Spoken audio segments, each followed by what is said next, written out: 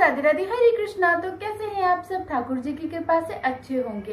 तो गाइस, अक्षय तृतीया आने वाली है और अक्षय तृतीया पर लड्डू गोपाल जी की विशेष सेवा होती है। उनकी चंदन यात्रा अक्षय तृतीया से शुरू हो जाती है। तो हमें अक्षय तृतीया पर लड्डू गोपाल जी की सेवा कैसे करनी है? सबसे पहले लड्डू गोपाल जी को ब्रह्म मुहूर्त में उठाना है। ब्रह्म मुहूर्त होता है सुबह के 4 और 5 बजे। तो अगर आप 4 बजे नहीं उठा सकते तो आप 5 बजे उठा लीजिए। उसके बाद उनकी जो रूटीन सेवा होती है वो तो मैंने आपको बता ही रखी है, उन्हें दूध पिलाना है। पर हमें आज अक्षय तृतीया के बारे में बात करनी है।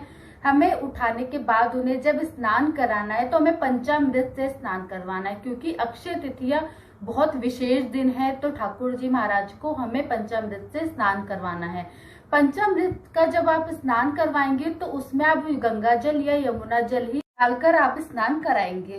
नहलाने के बाद हमें लड्डू गोपाल जी को इत्र की मालिश देनी है। इत्र की मालिश देने के बाद हमें ठाकुर जी को चंदन का लेप लगाना है पूरे शरीर पर, पूरी बॉडी पे हमें अपने लड्डू गोपाल जी को चंदन का लेप लगाना है, क्योंकि अक्षय तृतीया से चंदन यात्रा शुरू हो जाती है। पूरे 21 दिन की आप चंदन यात्रा ले सकते हैं, 5 दिन की चंदन यात्रा ले सकते हैं, जितनी आपकी, या आप अक्षय तृतीया वाले दिन ही चंदन यात्रा दे सकते हैं।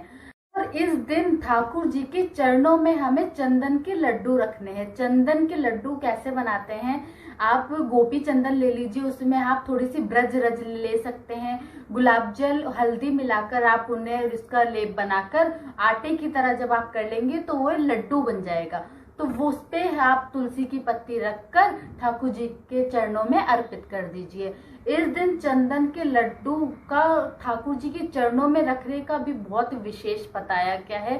तो ठाकुर जी के चरणों में आपको छोटे छोटे लड्डू बनाकर जरूर रखने हैं। उसके बाद आप अपने लड्डू गोपाल जी के लिए पायल लेके आ सकते हैं। पायल पहनाने का भी ठाकुर जी को बहुत विशेष बताया गया। अक्षय तृतीया वाले दिन वृंदावन के श्री बांके बिहारी जी मंदिर में अक्षय तृतीया वाले दिन ठाकुर जी के चरण दर्शन होते हैं और उन्हें बहुत सारी पायल पहनाई जाती हैं।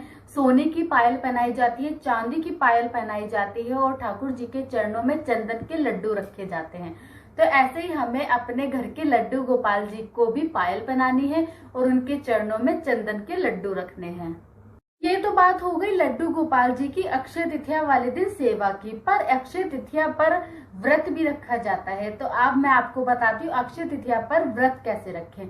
अक्षय तृतीया वाले दिन आपको सुबह ब्रह्म मुहूर्त में उठना है। उसके बाद आपको स्नान करना है। स्नान आपको गंगा जल और गुलाब जल मिलाकर ही आपको स्नान करना है। इस दिन गुलाब जल की काफी विशेषता बताई गई है। इस दिन हमें रेड कलर के कपड़े पहनने। अगर आप स्त्री हो तो आप रेड कलर की ड्रेस पहनना, और अगर आप पुरुष हो तो आपको येलो और व्हाइट कलर के कपड़े पहनने। उसके बाद हमें पूजा का संकल्प लेना है। अक्षय तृतीया वाले दिन माता लक्ष्मी और नारायण की पूजा होती है। तो हमें संकल्प नारायण और लक्ष्मी माता का नाम लेके ही बोलना है। उसके बाद हमें नॉर्मल आरती कर लेनी है, ठाकुर जी की सेवा कर लेनी है। तो ये हो गया हमारी सुबह की पूजा। उसके बाद आप नाम जाप कर सकते हैं, हवन थोड़ा सा करा सकते हैं अगर आपको कराना है तो।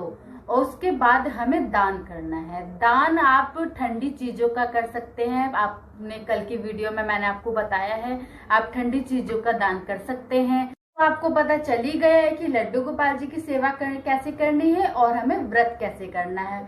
और सामने मेरे ठाकुर जी बैठे हुए हैं और वे देख रहे हैं। अच्छा, तो उसके बाद आपको कैसी लगी आपको मेरी वीडियो? इसे लाइक शेयर कमेंट करना बिल्कुल भी ना भूलें और सब्सक्राइब करना तो बिल्कुल भी ना भूलें। मिलते हैं नई वीडियो के साथ। राधे राधे हरे कृष्णा।